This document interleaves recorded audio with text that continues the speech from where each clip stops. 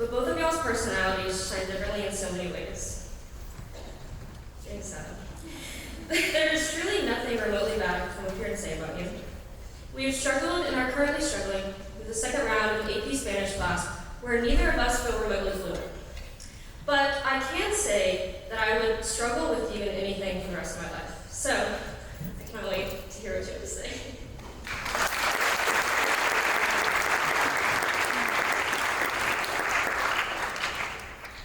Good morning. My name is Ella, and I'm lucky enough to call many places home. I don't mean that I've moved around a lot. In fact, I've only moved once, and it was just to a different area in Atlanta. I mean that I tend to find myself feeling homesick for many places. See, a home to me is somewhere that you're completely comfortable, somewhere you're happy to be, somewhere that you feel loved. I think these places say a lot about a person, so I want to share a few of mine with you today.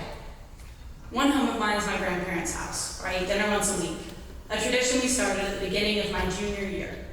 Now, the 20-minute drive to Hickson is my favorite way to spend a Tuesday night.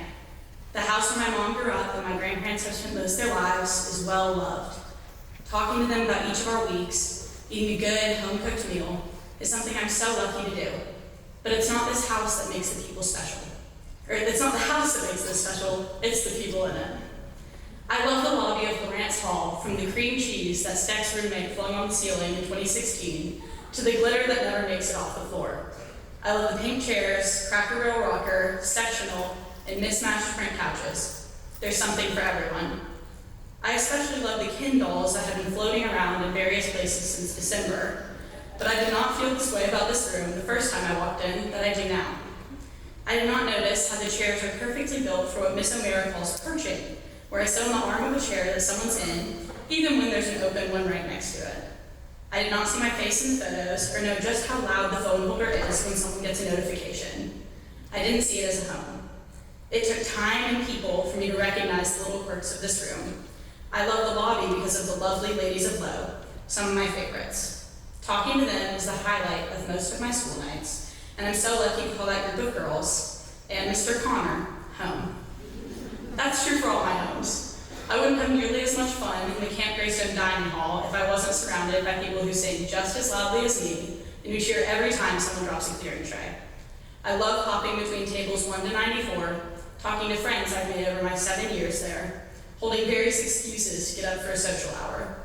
The middle of this specific chaos is one of the homiest places to me, but I wouldn't love it if I wasn't surrounded by the Greystone girls who I so adore. I feel at home when I'm sitting at the fire pit that was advertised as taking 4 grown men 5 hours, which took my family of 6 people 6 months. It went from moving a few bags of gravel to digging a full-fledged hole in the ground, building a retention wall, and digging up and replanting trees. Not just any trees, full-grown 20-foot trees that we moved in a tractor to help change the scenery for the fire pit. However, those 6 months of random family work days would not have been remotely enjoyable had I not been moving rocks, dirt, and trees with my 5 favorite people.